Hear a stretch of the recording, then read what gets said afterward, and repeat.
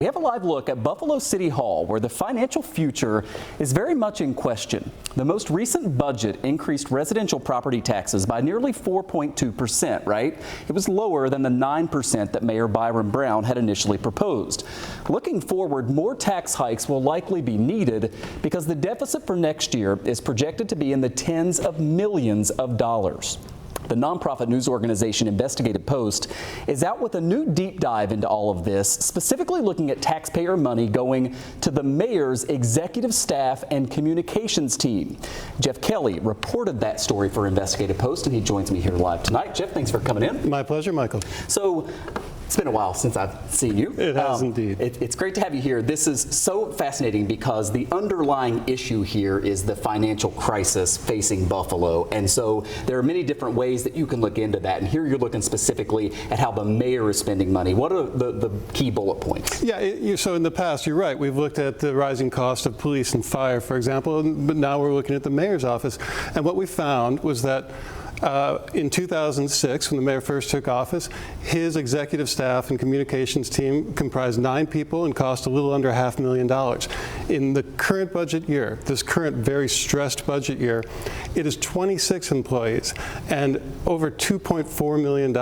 Adjusted for inflation, that's 3 times the cost of the mayor's office compared to 2006. The mayor's office response that they told us, the same that they told you, I guess in some ways comparing it to other places like Rochester, which seems to be pretty similar, if not spending more, but also just saying that the world has changed. You need diversity and inclusion officers now as part of this, and communication has changed. You think about communication needs today in light of this, this situation that happened. What are we to make of that, and how much of an explanation is that into this spending? It's fair enough. I will say that if you compare to Rochester, for example, where the mayor's staff has 16 people, or to Milwaukee, which has twice as many people and also has just 16 people in the executive staff, different states, so different conditions, of course.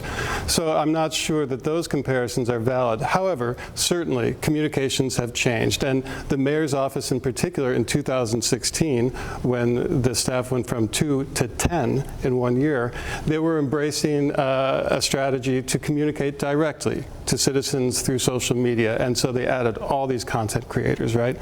There's a reason for it, but the reason also, comes with a price tag. And the price tag maybe wasn't as significant back then. It's very significant now. Yeah, because the salaries keep going up, and to be fair, also, most years the mayor's budget comes in. They actually come in a little bit under what they budget for themselves. Sometimes a lot, but in every year, in fact, except 2019. But still, it's a steady uptick in cost. You also talked with one group here in Western New York, advocacy group, that basically says, we understand the mayor needs his staff, but we would appreciate some of this money being spent on things that are more important. Fair to say? Yeah, absolutely. I think our City Action Buffalo, their criticism, they said, listen, we want city government fully staffed. We believe in good government and efficient government for the people of the city of Buffalo.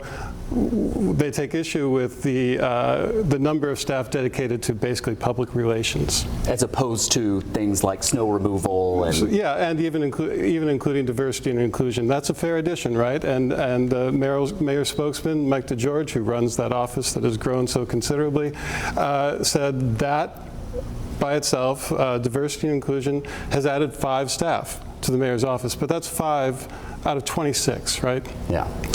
It's great reporting. Geoff Kelly is with Investigative Post. Go to investigativepost.org and you can see a lot of numbers in there and great context as well. Geoff, thanks for coming in. My pleasure. Thank you.